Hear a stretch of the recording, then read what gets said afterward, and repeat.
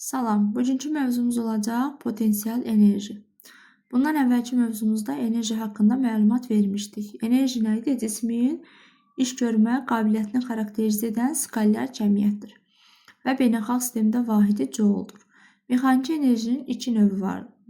Kinetik enerji və potensial enerji. Kinetik enerji haqqında məlumat vermişdik. Bugün indi potensial enerji haqqında məlumat verəcəyik. Potensial enerji nədir? Cisimlərin və yaxud da eyni bir cismin hissələrinin qarşılıqlı vəziyyəti ilə müəyyən olunan enerjidir. Potensial enerjidir. Potensial enerjini biz iki hal üçün baxacağıq. Birincisi cismin potensial enerjisi və yayın potensial enerjisi. İlk öncə gəlin baxaq cismin potensial enerjisi. Cismin potensial enerjisini deyəndə nə başa düşürük? Məsələn, bir dənə yer səviyyəsi seçsək, bu yer səviyyəsindən müəyyən hündürlükdə tutaq ki, bir M kütləli cisimimiz olsun. Bu M kütləsi yerdən müəyyən hündürlükdədir. Düzdürmü? Gördüyümüz kimi. Bax, müəyyən H hündürlüyündədir. Burada yazıram yer səthi. Deməli, yer səthindən müəyyən hündürlükdə olan cismin potensial enerjisi var. Və o yerlə qarşılıqlı təsirdədir. Potensial enerjinin qiyməti sıfırıncı səviyyənin seçilməsindən asılıdır. Əgər cisim sıfırıncı səviyyədən aşağıda yerləşərsə, onun potensial enerjisi mənfidir. Yuxarıda yerləşərsə müsbətdir. İndi biz bu cisim üçün potensial enerjini sıfırıncı səviyyənin yer səthi qəbul etmişik. Yer səthindən yuxarıda potensial enerjisi, Y potensial böyük sıfır müsbətdir. Yer səthindən aşağıda Y potensial kiçikdir sıfıra. Yəni potensial enerji yer səthindən, yəni sıfırıncı səviyyədən aşağıda mənfi qiymətlər alır. Gəlin indi görək yer səthindən, bax şəkildə də görürsünüz, yuxarıda yerləşən bir cismin potensial enerjisi nəyə bərabərdir? Bu cismin aşağıya doğru yönələn qüvvə hansı qüvvədir? mg ağırlıq qüvvəsidir, düzdürmü? İndi bu cismin potensial enerjisi Y potensial bərabərdir mg vurulsun yer səthindən olan hündürlük H-dır. Deməli, Y potensial enerji oldu mg H. Cismin yer səthindən olan hündürlüyüdür. Potensial enerji həm kütlədən asılıdır, həm də hündürlükdən asılıdır. Göründüyü kimi potensial enerji kütlə ilə də, cismin hündürlüyü ilə də düz mütənasib asılıdır. Qrafiklərdə bax bu şəkildə olasıdır. Y potensialın M-dən asıllığı, bir də Y potensialın H-dan asıllığı. Hər ikisi ilə düz mütənasib asılıdır. Cismin potensial enerjisi ilə bu qədər. İndi gəlin baxaq, görək yayın potensial enerjisi nədir? Yazıram bura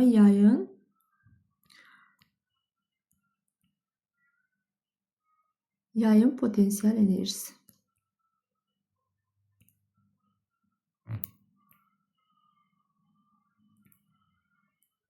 Yayın potensial enerjisi. Gəlin görək yayın potensial enerjisi nədir? Məsələn, belə bir dənə yayımız olsa. Biz bu yayımıza, indi görək, əl şəkilli nə formada çəkirəm. Elə belə çəkim, özünüz başa düşərsiniz. Elə təsəvvür edin ki, bax bu sizin əlinizdir. Üstünə yazıram əl. Siz bunu, bax, bura doğru sıxdığınız zaman burada olan yaranan qüvvə hansı qüvvə olur? Elastiklik qüvvəsi, düzdürmü? Elastiklik qüvvəsi nə formada olur? Bax bu şəkildə.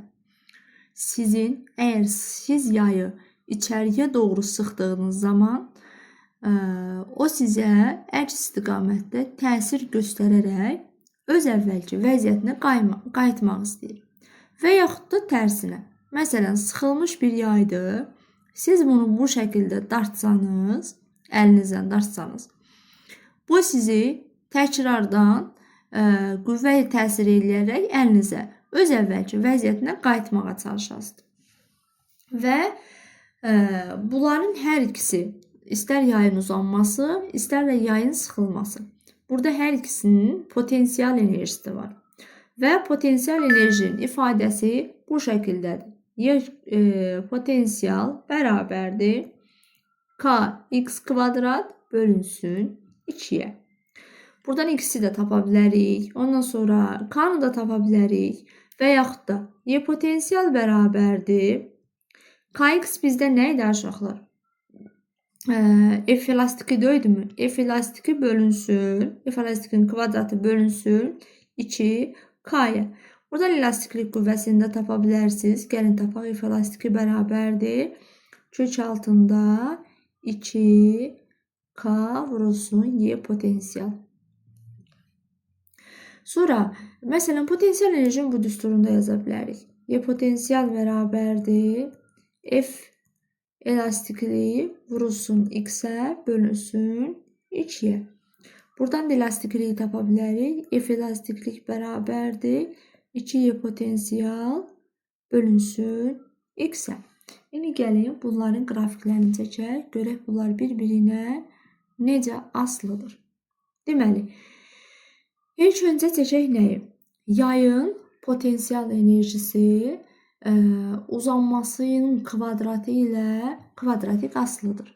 Y potensial deməli x-lə nə cür asılıdır? Kvadratik asılıdır. Bax, bu şəkildə asılıdır. Hansı hal üçün? K bərabərdir konstant halı üçün. K bərabərdir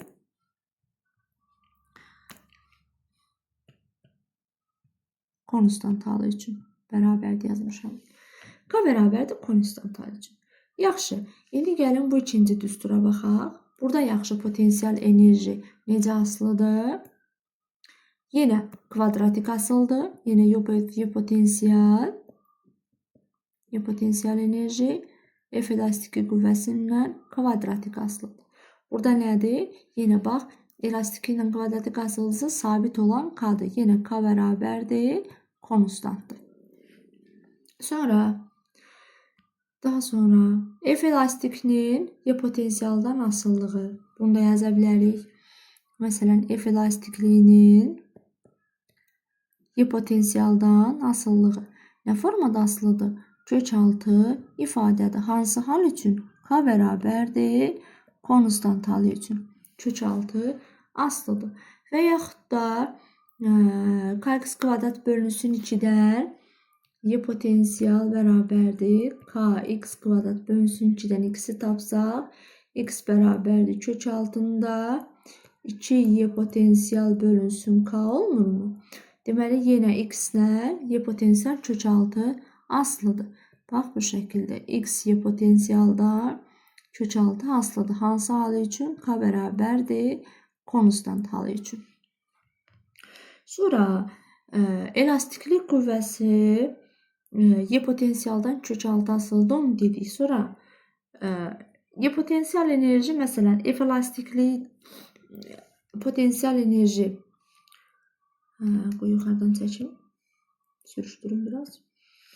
Deməli, y potensial K'dan tərs mütənasib asılıdır. Hansı hal üçün? F elastiki bərabərdir konstant halı üçün. Bu qrafikləri düsturlar, əsas düsturlardır. Düsturları yadınıza saxlayın, düsturlara baxıb qrafikləri çəkə biləcəksiniz. Məsələn, biz bir cisim götürsək. Hər hansı bir cisimdir. Tutaq ki, bu cisim yay vasitəsilə bax, bu şəkildə asılıbdır. Məsələn, buradan bir M kütləli bir cisim asılıb. Bunun fərqi yoxdur aşağılar. Bu şəkildə də yaza bilərsiniz.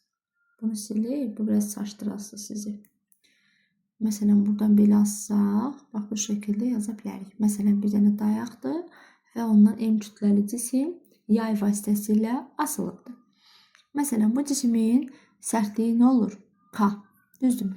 Kütləsi M-dirsə, aşağıya doğru buna təsir edən qüvvə hansı qüvvə olur? F ağırlıq, o da bərabərdir mg-yə. İndi baxın, biz elastiklik qüvvəsini keçəndə dedik ki, belə bir şəkildə çəkmişdim. Aşağıya doğru ağırlıq qüvvəsi dartırsa, elastiklik qüvvəsi hara doğru olasıdır? Yuxarıya doğru. F elastiki. Elastiklik qüvvəsi nə idi? Cismi öz əvvəlki vəziyyətinə qaytaran qüvvə idi, düzdürmü? İndi ağırlıq qüvvəsi bunu aşağı dartırsa, bu elastiklik qüvvəsinin təsiri ilə öz əvvəlki vəziyyətinə qayıtmağa çalışır. İndi tarazlıq şərtinə əsasən F elastiki nəyə bərabər olur? F ağırlığa, o da bərabərdir mg-yə. F elastiklik qüvvəsinin də yayın potensial enerjisinin belə bir düsturu var idi. F kvadrat bölünsün 2K-yə. Bu arada bu deyim, bu elastiklik qüvvəsi.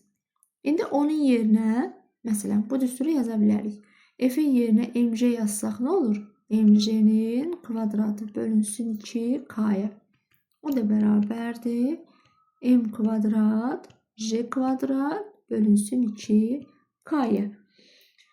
Bax, bu zaman m-lə və potensial enerji ilə kütlə bir-biri ilə kvadratik aslı olmuş olacaq. Və potensialın kütlədən asılılığı kvadratik aslıdır. Bax, hansı hal üçün? Yenə K bərabərdir konstant hal üçün. Potensial enerji kütlədən kvadratik aslıdır.